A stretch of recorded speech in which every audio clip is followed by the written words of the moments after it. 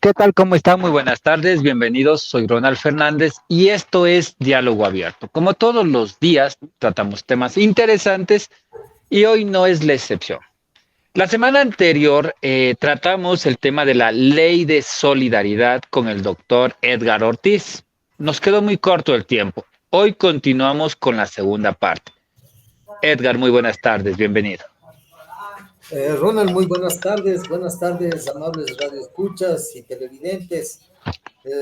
Deseo que este día sí haya sido muy fructífero, que recordemos que cada día es un virar la página y volver a empezar. Adelante, todos estamos en eso. Estamos remando para el mismo lado. Buenas tardes. Exactamente, todos los días es algo nuevo y hoy continuamos con, bueno, con más cosas de la ley de solidaridad. La semana anterior habíamos tratado apenas el inicio de un ligero contexto de la ley de solidaridad y hoy continuaremos y vamos a ver hasta dónde avanzamos porque esta ley es bastante extensa y la idea es poderla entender, ya que las leyes son complejas y para muchos interpretativas. Entonces, la idea es que eso no sea interpretativo y que la gente o las personas comunes y corrientes las podamos entender. Continuemos, Edgar. Nos habíamos quedado la semana anterior creo que en el capítulo 2.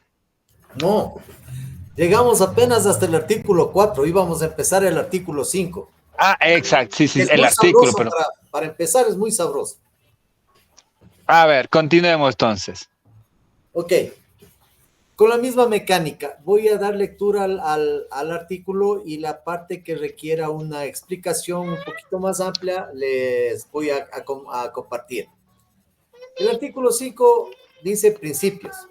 En esta materia se aplicarán los principios constitucionales, tratados internacionales de derechos humanos ratificados por el Ecuador, las normas del derecho internacional humanitario aplicables a conflictos armados internos. Aquí amerita hablar y entender lo que es el bloque de constitucionalidad y cuáles son los tratados internacionales que regulan este tema.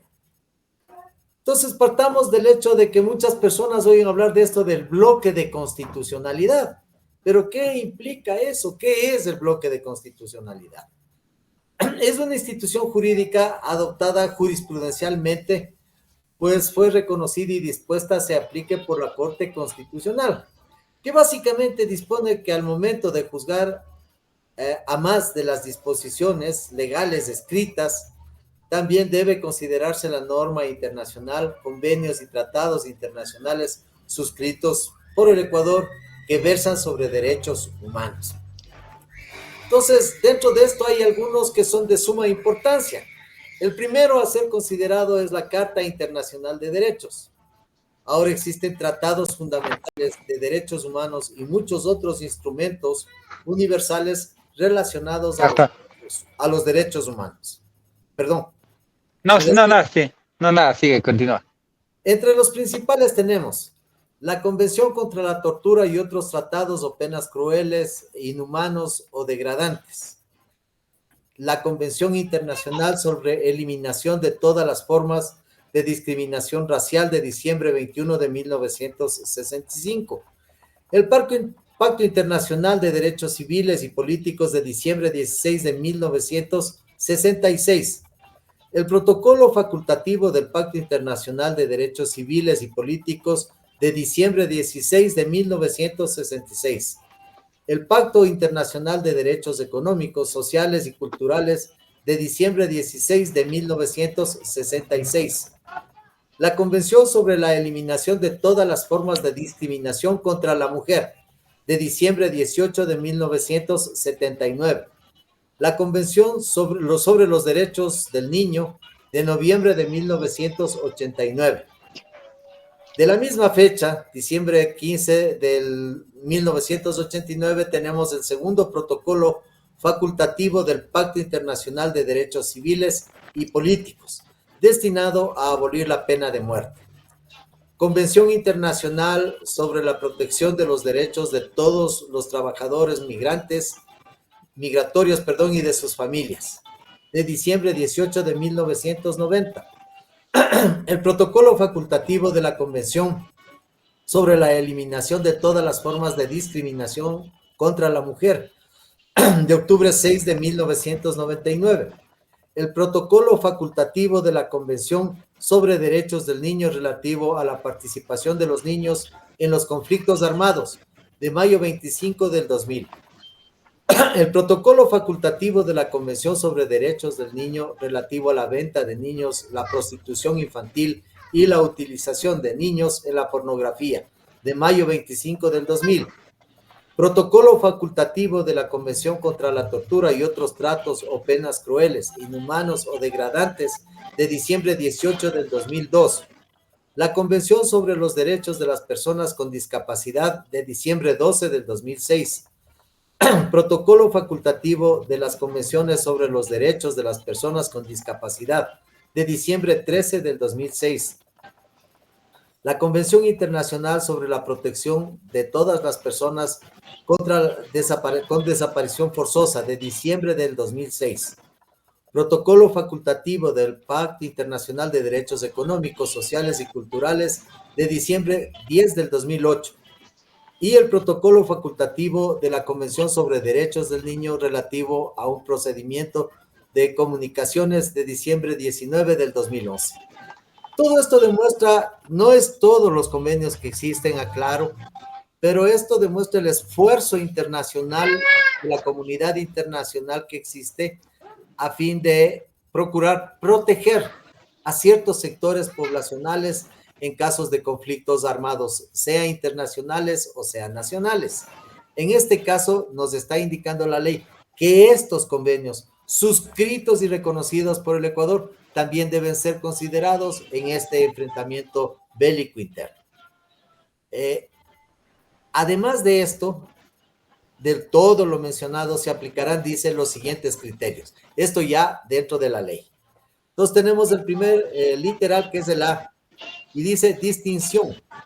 Las fuerzas del orden deberán distinguir en todo momento entre la población civil y los grupos armados organizados. Las operaciones deberán dirigirse únicamente contra los grupos armados organizados y no contra la población civil, conforme los estándares del derecho internacional humanitario, todos los convenios que acabamos de leer. La misma distinción aplicará para los bienes civiles y los objetos militares. Además de ello, se protegerán las actividades económicas lícitas y la infraestructura positiva. No sé si hasta aquí hay algo que se necesite aclarar, explicar. ¿Sabes qué? Bueno, en los principios, en el artículo 5, no sé si me escuchas. Sí, perfecto. Sí, me estás escuchando. En el artículo 5, las fuerzas del orden, sin la distinción, las fuerzas del orden deberán distinguir en todo momento entre la población civil y los grupos armados organizados. Aquí me queda una pregunta, o sea, ¿cómo distinguimos? Recordemos que hubieron representantes de grupos armados organizados en la Asamblea Nacional. Y obviamente están infiltrados grupos armados organizados dentro de la policía, ejército y otras instituciones públicas. ¿Cómo se va a diferenciar esto o cómo se va a filtrar esto? Porque no sé si la policía va a hacer un operativo a X organización, puede salir un filtro desde adentro. Algo que a nosotros ya nos ha pasado es que alguien hace una denuncia. Recuerdo aquí algo que nos pasó en Cotocollao. Alguien hizo una denuncia indicando que tales lugares vendían droga y alcohol y todo eso. Y la policía, en el ECU 9, la policía nunca llegó. Llegaron las mismas personas, porque ahí en el ECU decía que diga quién es la persona que hace la denuncia y todo eso. Y llegaron las personas a intimidarles. Y aparte, cuando nosotros fuimos a revisar lo que se hizo la denuncia en el ECU 911, nunca apareció. Entonces, ¿cómo se puede hacer un operativo cuando tenemos dentro de las instituciones públicas este tipo, también infiltrados de estas organizaciones? Claro. Mira, Ronald, aunque me voy a adelantar un poquito también, esto está más abajo en esta misma ley, pero me adelanto un poco. A ver, dice que se definirá y se determinará cuáles son los grupos armados organizados sobre los que se van a hacer las operaciones a través de un trabajo del Centro de Inteligencia Estratégico. El Centro de Inteligencia Estratégico, de acuerdo a un procedimiento específico, va a determinar cuáles son los grupos armados, cuáles son los objetivos, inclusive militares, para el ataque, distinguiendo de la población civil, entendiéndose que, por ejemplo, un delito común, un ladrón,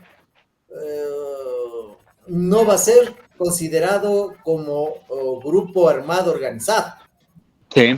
Es un civil cometiendo un delito. Entonces la diferenciación está clara en la ley, pero hay que irla, por eso es menester irle desmenuzando. Exactamente. Bueno, en esa parte te concuerdo porque si es que hay este tipo de organización, bueno, un delincuente obviamente es un delincuente común que o lo hace por necesidad o quién sabe, o por conseguir algún tipo de vicio, que no necesariamente va a estar en un tipo, sí, no necesariamente va a pertenecer a un grupo armado organizado. Em, yo creo que hasta ahí está claro, no sé si avanzamos. Claro, lo que tú digas. A ver, vamos, el B. Protección de la población civil. Para Protección de la efectos, población civil. Así es. sí, a ver, para efectos de esta ley, son personas y bienes protegidos en el marco del conflicto armado interno de los reconocidos como los tales de los derechos internacionales humanitarios, así como los contemplados por el artículo 111, 112 del Código Orgánico Integral Penal. No sé Sí, si ahí nos explicas un poquito de qué son claro. estos códigos. Para poder entender esta disposición legal es menester saber qué dicen estos artículos. Y yo recomendaría no solo el 111, el 112, sino el 113 y el 114, que tienen mucha relación y establecen toda esta estructura jurídica para que también esto esté reglado. Hasta la guerra tiene reglas. Guerras internacionales, guerras internas como la nuestra, tienen reglas.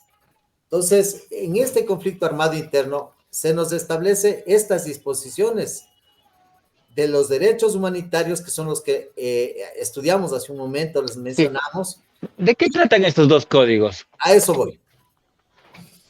Estos 2 y 4 artículos que recomiendo se encuentran en la sección cuarta del Código Orgánico Integral Penal, que hablan de los delitos contra las personas y bienes protegidos por el derecho internacional humanitario. ¿Qué quiere decir un bien protegido? Algo que la ley está amparando, evitando, protegiendo. Por ejemplo, en general, la mujer. En general, personas que están afectadas por discapacidades. Los niños. Esas son personas protegidas. ¿Qué bienes son los protegidos? Los de ellos, pues. Porque ellos son las víctimas más frágiles que podrían ser afectadas en un conflicto interno de esta naturaleza. Ahora, el artículo 111 habla de las personas protegidas por el derecho internacional humanitario.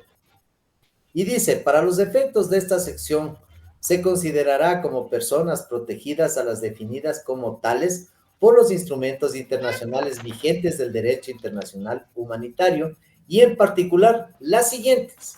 1. Población civil. Si no eres militar y no estás involucrado en estos grupos armados violentos, eres una parte de la población civil. Las personas que no participan en hostilidades y los civiles en poder de la parte adversa. ¿Qué quiere decir? Nosotros como ciudadanos civiles, si no estamos participando en esta confrontación bélica, porque es una confrontación bélica interna, somos considerados civiles, somos población civil, no somos objetivo militar de este proceso, ni nos pueden aplicar esta ley. El personal sanitario o religioso.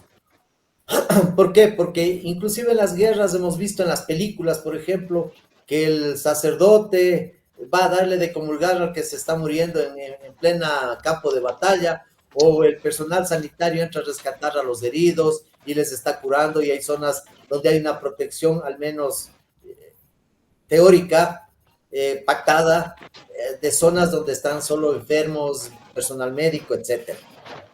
Los periodistas en misión y corresponsales de guerra acreditados. ¿Por qué? Porque la función de los periodistas es esa, la de informar, la de dar a conocer. Ellos no están participando en la confrontación. Las personas que han depuesto las armas, quiere decir que alguien pudo haber estado en el conflicto, interviniendo en el conflicto, atacando a objetivos oficiales del Estado, a militares, ¿se entiende? Y que dicen, no, sabe que yo renuncio y depongo las armas, entrego las armas, hemos oído muchas veces. Esa persona ya no es un objetivo militar y pasa a ser un objetivo civil fuera de esta ley. Las personas que se encuentran fuera del combate o indefensas en el conflicto armado. Si tú no tienes armas, se entiende que no estás participando del conflicto armado, eso es lógico. Las personas que antes del inicio de las hostilidades pertenecían a la categoría de apátridas o refugiados. Muchas veces se oye el término apátrida y no se sabe qué significa. Para el derecho internacional, apátrida es alguien que no tiene patria. Parecería que es raro que alguien no tenga patria o no tenga... Eso te iba a preguntar, ¿existen personas? Claro, porque todos nacimos en alguna parte, en algún país, y por ende tenemos una patria o nacionalidad, podría decirse así. Les cuento que hay una cantidad significativa de personas apátridas. Y nos va a llamar la atención, pero es la realidad. Les pongo un ejemplo, uno solo de los ejemplos. Los gitanos. Los gitanos son apátridas. Entonces no tienen Pongamos el nacionalidad. ejemplo de que una pareja de gitanos tienen un niño aquí en el Ecuador. A ese niño no le inscriben aquí. Y es más, no le inscriben en ningún lado. Entonces, esas personas no tienen una patria. Creo que conversamos contigo hace algún tiempo atrás, no sé si fue contigo o con alguien, que hablábamos de los gitanos que no tenían precisamente de los gitanos. Sí, conmigo mismo fue. Ya, eso es interesante, o sea, sí, la mayoría de gitanos no tienen una nacionalidad, no están inscritos ni registrados, no tienen cédula de ciudadanía. No tienen nada. Ellos simplemente son ciudadanos, ellos se conciben a sí mismos como ciudadanos del mundo. Sin una documentación. Bueno, interesante. Continuamos.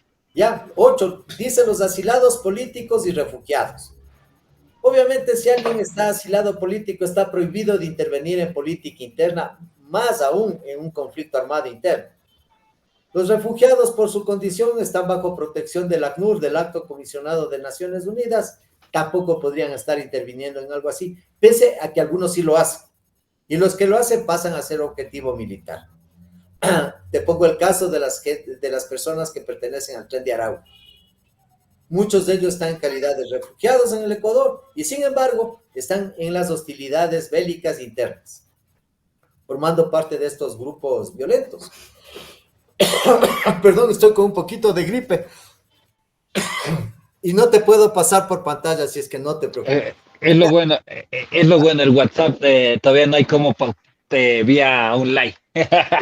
Ok, bueno, estas serían las personas que... No, todavía faltan dos más nomás. A ver, cuéntanos. Personal de Naciones Unidas y personal asociado, protegido por la Convención sobre la Seguridad del Personal de Naciones Unidas y del personal anexo asociado. ¿Qué significa esto? Los funcionarios internacionales de Naciones Unidas y personal asociado, por ejemplo, a ver, ¿cómo les explico esto? Muy fácil. Sí han visto que existen los embajadores, y los embajadores tienen, para hacer otro tipo de tareas internacionales en representación de un país frente a otro país, tienen los cónsules, pero ellos también tienen los agregados culturales, agregados militares. Eso es un personal asociado. A eso se refiere esto de personal asociado.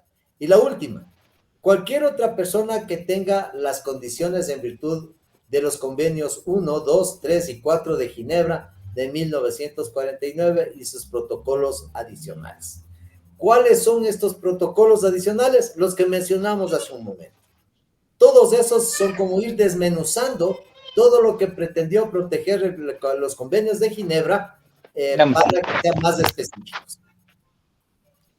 Hasta que regrese Ronald, voy a pasar a hablar del artículo siguiente, que es el 112. Ya hablamos entonces de las personas. Ahora en el 112 vamos a hablar de los bienes protegidos por el derecho internacional humanitario. No sé si tal vez de las personas quedó alguna duda. No, creo que está claro la protección civil. Esto sería el B, la protección civil, que está en el código 111 y 102. Creo que está totalmente claro eso, de quiénes estarían. Acabamos de leer el 111, ahora vamos al 112, que habla en cambio de los bienes. Entonces dice, para efectos de esta sección se consideran como bienes protegidos a los definidos como tales por los instrumentos internacionales vigentes del derecho internacional humanitario y en particular los siguientes. Los de carácter civil que no constituyan objetivo militar. Esto es interesante comprender, porque por ejemplo, tu casa, mi casa, no son objetivo militar porque nosotros no estamos inmersos en estos grupos. Sin embargo, acabamos de ver, por ejemplo, en esta semana la captura de Fito. Sí. Y el allanamiento a la casa que estaba al frente, que también era de Fito. Esos sí son objetivos militares y objetivos de esta ley. ¿Por qué? Dejan de ser objetivos civiles o propiedades civiles, bienes civiles. ¿Por qué? Porque están siendo utilizados por y para. Más adelante esta misma ley te explica que estos bienes serán afectados siempre y cuando sean utilizados para cometer los delitos, para impulsar este conflicto armado, para proteger a las personas que están inmersas en el conflicto armado. Sin embargo, inclusive, si hay terceros, dueños de estos bienes, que por ejemplo la arrendaron y no sabían en qué iban a usar los bienes, ellos tienen la posibilidad de reclamar el bien y les será devuelto el bien. Pero eso está más adelante. Díganme, nos adelantamos. Sí, antes de eso me gustaría preguntarte también.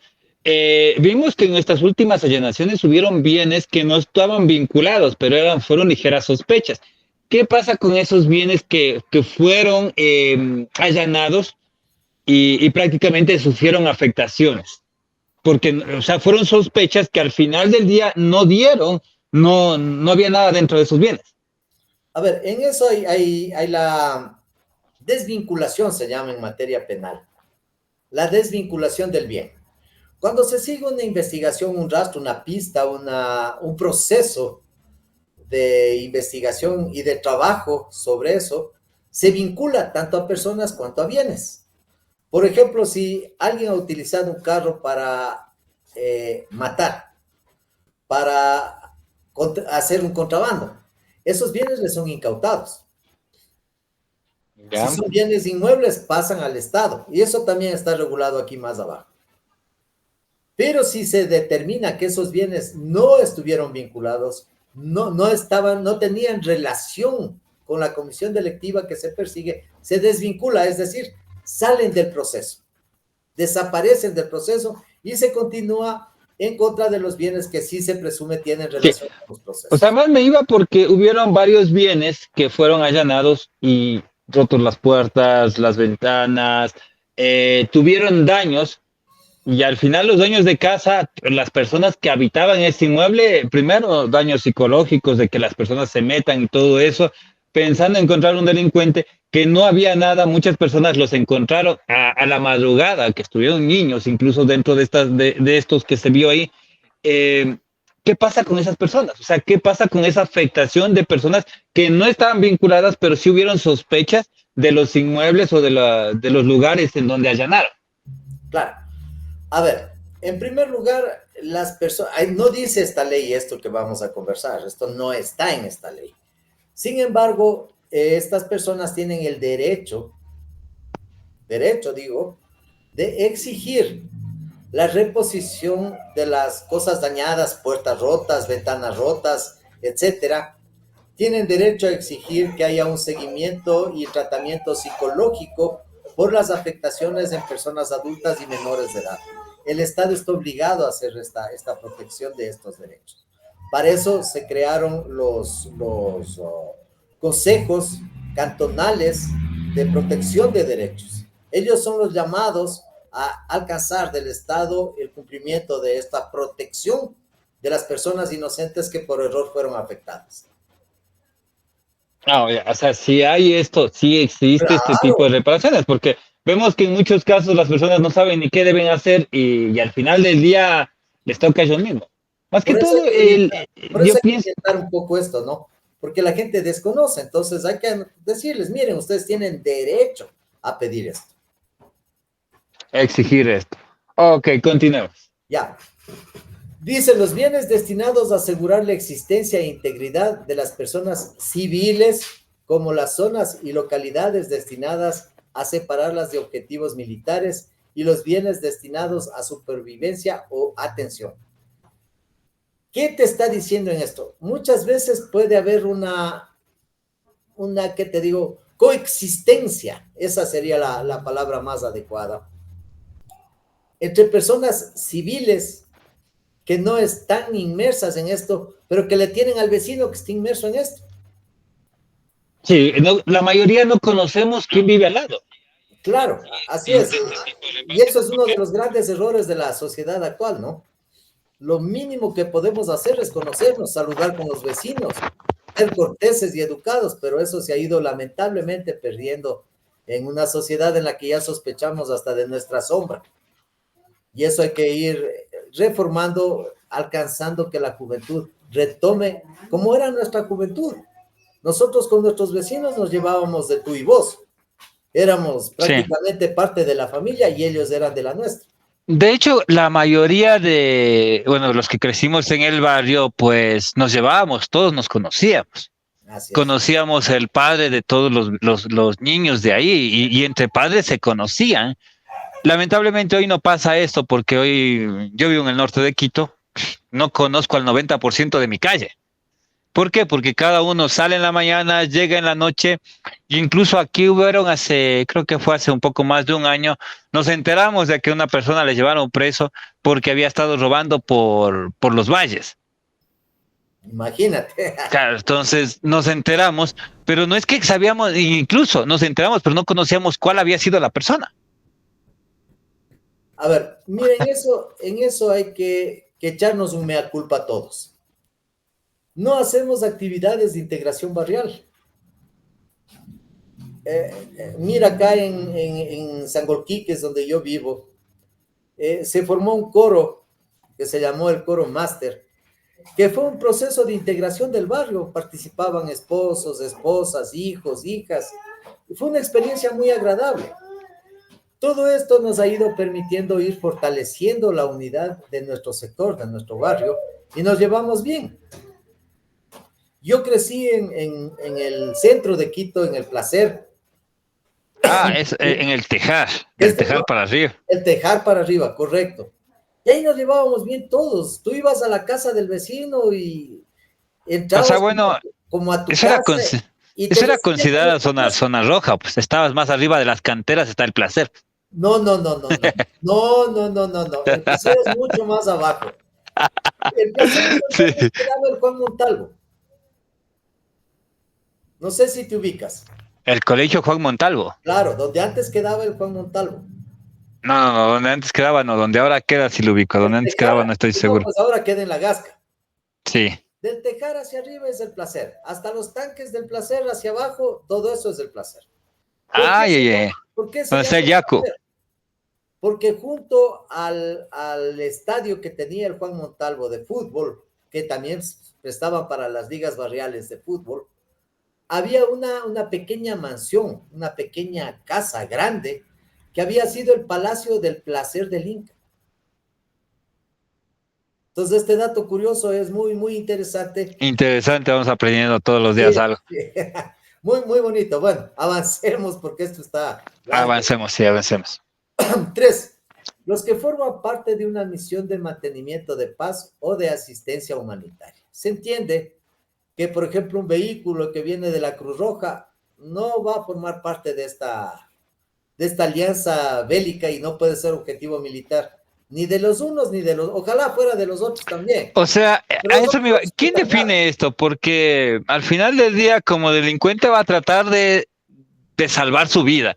Y yo pensaría que va a utilizar lo que esté a su alcance para salvarse. Así es.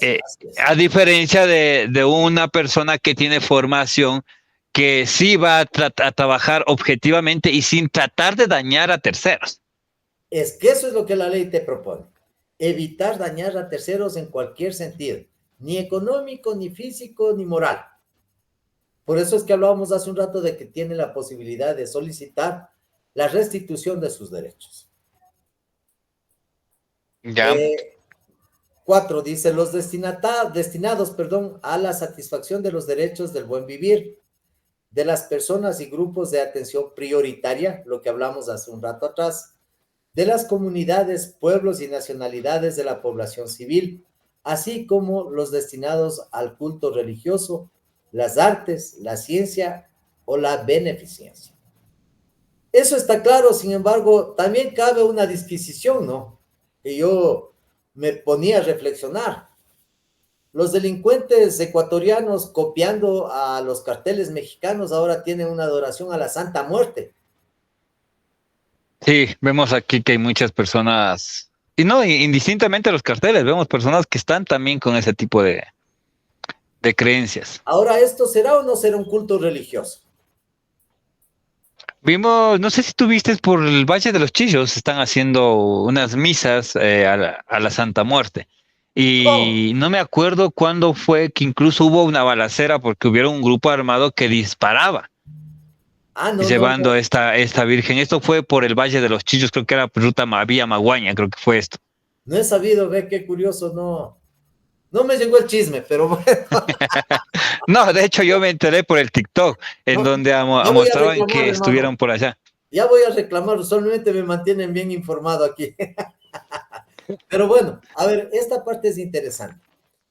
Los cultos religiosos, para ser considerados por tales, tienen que ser reconocidos por el Estado. Entonces, este culto a la Santa Muerte no es reconocido por el Estado, por lo tanto, no se puede considerar como culto religioso. Esa aclaración vale, porque yo mismo me hice la pregunta, bueno, ¿y esto? Claro, no es un culto religioso. ¿Por qué? Porque no está reconocido. ¿Qué tienen que hacer trámites, papeles para que esto sea reconocido Es por el todo, Estado? ¿Quién tiene que hacer esto? es todo un trámite que se realiza por parte de una iglesia estructurada donde hay qué sé yo, un presbítero, donde hay un pastor jefe, donde hay una jerarquía superior eclesial que pide el reconocimiento.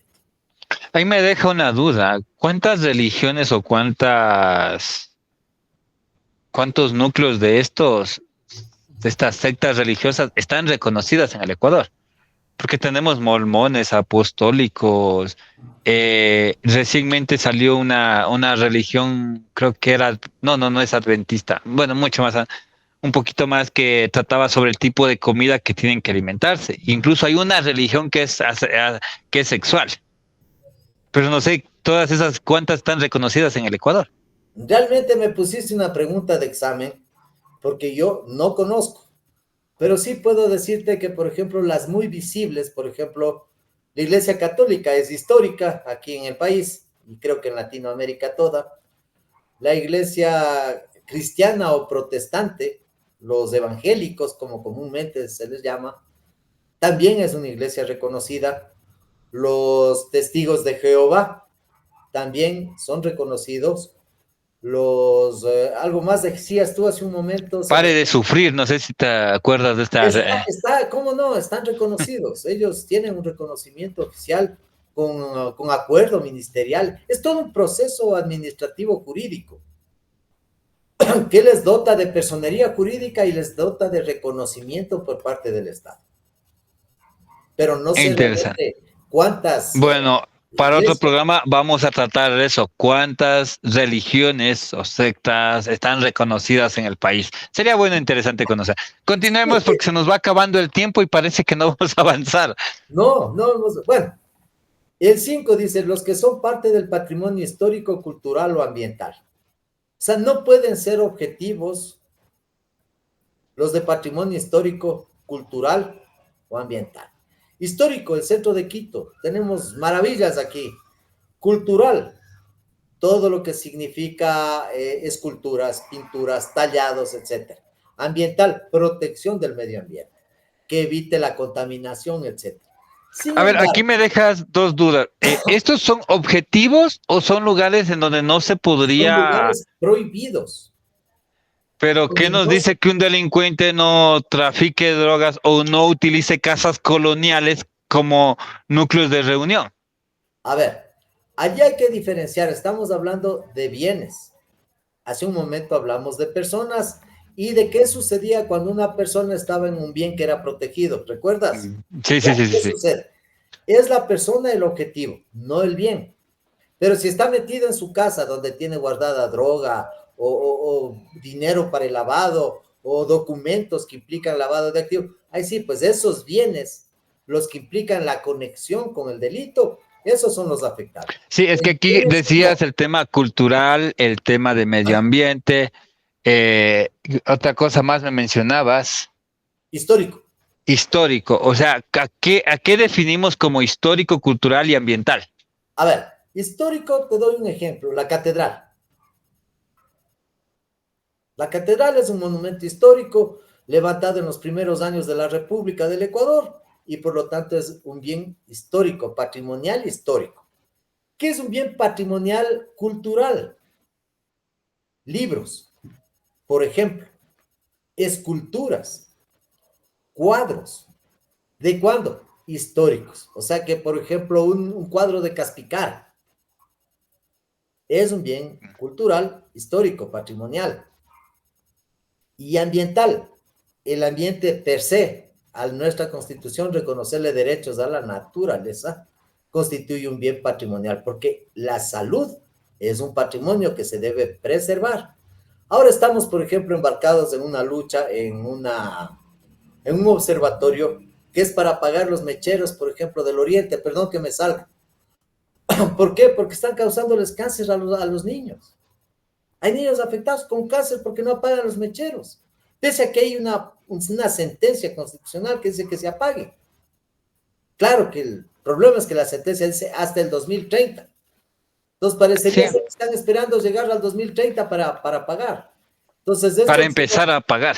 no, te cuento que a través del observatorio y con sensibilidad, ¿por qué no decirlo de las autoridades de medio ambiente, de Petro, se están apagando ya los mecheros, paulatinamente. Ah, Pero es ah, porque hay la presión, es porque sí, estamos insistiendo. ahí vino un tema. En el gobierno de Lazo se trajeron generadores de energía, de luz, para que funcionen por el tema de los mecheros. Yo tenía algunas fotografías en donde ya se instalaron, pero nunca entraron a funcionar estos mecheros y generadores.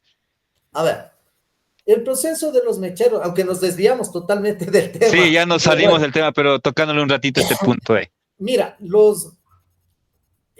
el sistema de aprovechamiento del gas para que genere energía, para que genere urea, para que tenga diversas utilidades, porque se pueden generar muchas cosas a través del gas, inclusive para reutilización en las mismas plantas de producción petrolera. Para hacer eso necesitan un sistema, necesitan todo un equipo orientado a ese tipo de producción. Si es que tú no traes todo el armazón, todo lo que implica la tecnología para aplicar hacia tal o cual área, no has traído nada, es porque no se puede poner a funcionar. Se hizo una planta piloto que de hecho estuvo funcionando para proveer de energía eléctrica en Loreto, me parece, en el oriente, pero la falta de mantenimiento de la época del mismo señor Lazo, no por culpa del presidente, porque él no puede estar atrás de todo, de los funcionarios que estaban a cargo de eso. Parece que se deterioró y dejó de funcionar, hasta donde conozco. No puedo aseverar eso porque no es mi área específica. Sí, bueno, continuamos. Volvamos al tema, porque ese es otro tema que me gustaría tratar a futuro, es el tema de los mecheros y la energía que se puede generar y que estaba generando y lamentablemente se suspendió. Pero vamos de nuevo al tema que Sí. se nos va Y acabando el tiempo. seguíamos con los artículos del Código Orgánico Integral Penal que se referían al artículo 5, al numeral 2 del artículo 5 de la ley que estamos estudiando. Entonces, el artículo 113 habla de las armas prohibidas por el derecho internacional humanitario. Para efectos de esta sección se considera como armas prohibidas las definidas como tales por los instrumentos internacionales vigentes de derechos internacionales humanitarios y, en particular, las que tengan esta condición en virtud de los convenios 1, 2, 3 y 4 de Ginebra de 1949, sus protocolos adicionales y otros que sean ratificados. En general, estas armas prohibidas a ser usadas son las que causan mutilaciones, las que causan daños masivos innecesarios, etcétera. Por ejemplo, el tema del minado. Hemos tenido experiencia cuando tuvimos el dolor de ver la guerra con nuestro vecino Perú, que tanto los peruanos como nosotros llenamos ciertas áreas de los campos con minas, y que cuando un militar pisaba la mina, no se moría, pues. Perdía brazos, piernas. Sí, Ese tipo de armas fue desmembrado, que causan dolor innecesario son las que están prohibidas. Están prohibidas como lo que quisieron usar contra el patrimonio cultural histórico de Quito, cierto grupo de indígenas que realmente actuaron como delincuentes, cuando quisieron usar hasta una bazuca, pues, y quemaron la Contraloría. Está prohibido hasta internacionalmente. Obviemos el tema porque ya les perdonaron, ¿no?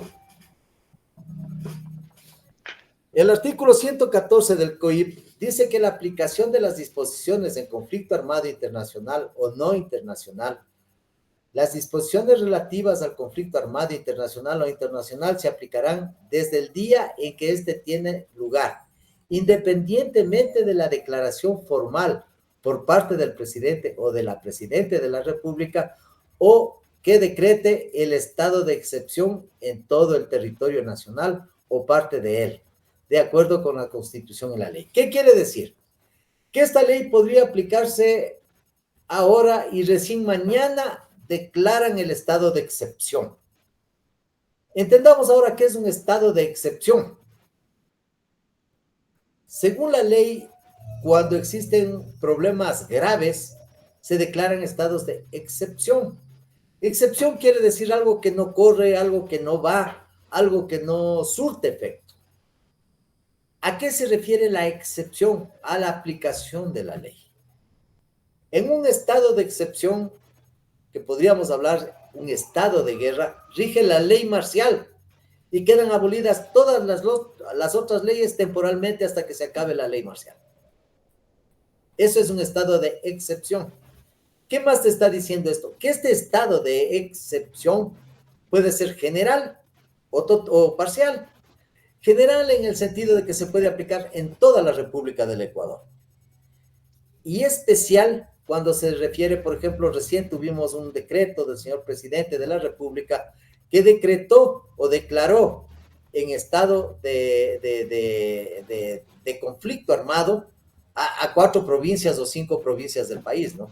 Eso es un estado localizado, un estado de excepción localizado. Ahí está rigiendo, ¿qué ley? Esta ley. ya. ¿Alguna inquietud antes de avanzar? No, protección de la población civil. No, ese sería Ya. todo en la protección de Aguántate, población no civil. termina, falta el último pedacito.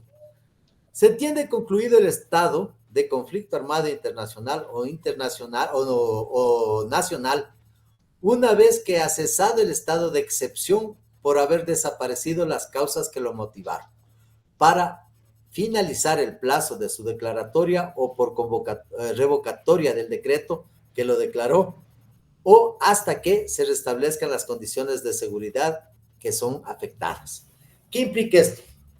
Que el estado de excepción cesa, deja de tener vigencia cuando se dan algunas cosas. Por ejemplo, ya no hay el conflicto armado. Esta ley automáticamente, per se, debe dejar de ser aplicada.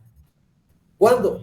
También cuando el señor presidente de la República revoca el decreto o levanta el estado de excepción, declara finalizado, o cuando se termine un plazo. Por ejemplo, dicen, el estado de excepción se aplicará por el plazo de 3 meses.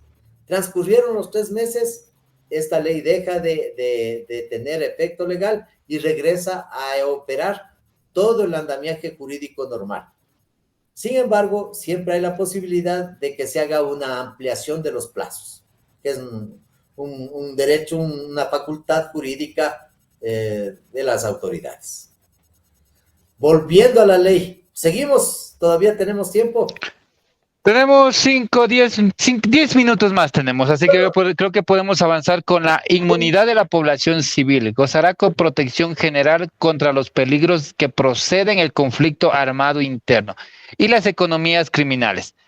La población civil no será objetivo de ataques, tal como ni las personas civiles ni que participen en las hostilidades. Se prohíben los ataques contra personas, bienes protegidos bajo esta ley y la infraestructura productiva o actividad económicas lícitas. Bueno, este literal que es el C es muy claro, creo que no necesita mayor explicación y señala que esta ley no se aplicará a lo que viene diciendo ya, ¿no? Los bienes protegidos, las personas protegidas, la población civil y las personas que gozan de protección especial.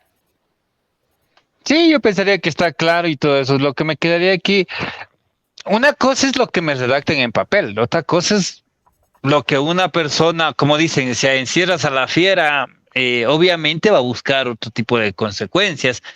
Y más personas armadas que prácticamente no tienen miedo a morir, pues no sabemos cómo vayan a reaccionar. Es que por eso es la ley, se crea esta ley y se da paso a un estado de excepción, porque los ciudadanos civiles, inclusive la Policía Nacional, Civil Nacional, no está pues preparada para pelear una guerra. No, a diferencia, Son o los sea, militares, debería estar preparado, debería estar no una guerra, entrenado. no una guerra. La policía O sea, tiene, debería estar entrenado para un confrontamiento, la pero policía no una guerra. O sea, una guerra tiene es un militar, es tiene externo. grupos de élite que están para conflictos complejos, el GOE, el GIR, etcétera. Pero quien está entrenado para confrontar una guerra, porque esto es una guerra son los señores militares, para eso se han preparado. Me dice, están preparados para eso. Continuemos, nos quedan dos. Necesidad militar. Permite solamente el grado y el tipo de fuerza necesarios para lograr el propósito legítimo del conflicto y o la desarticulación de economías criminales, es decir, el sometimiento total o parcial de los grupos armados organizados y preservar el aparato económico nacional en la menor pérdida posible de vidas y recursos. Claro.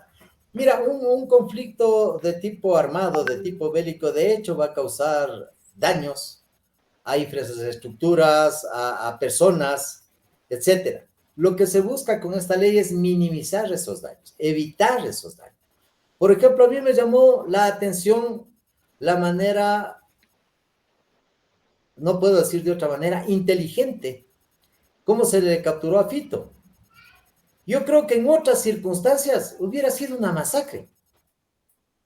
Sí. Yo, personalmente, si no hubieran buscado el momento idóneo, la manera adecuada de hacerlo, eso hubiera sido una masacre. Porque O sea, yo pienso, está en Manabí, claro, donde es su fuente, su la, origen. exactamente. Yo pienso que independientemente del método, aquí lo eficaz es no causar daños a terceros. Exactamente. O O sea, causar los daños menos posibles. ¿Por qué? Porque eventualmente se suscitan daños no buscados. claro, y tratar de no utilizar las armas. Claro, ahora fue increíble, o sea, no se usó prácticamente, las armas no se usaron. Sí, o sea, y eso yo les felicito porque aquí el tema no es quién más dispara, sino quién menos lo utiliza. Así es. ¿Quién lo hace con Esa, mayor inteligencia?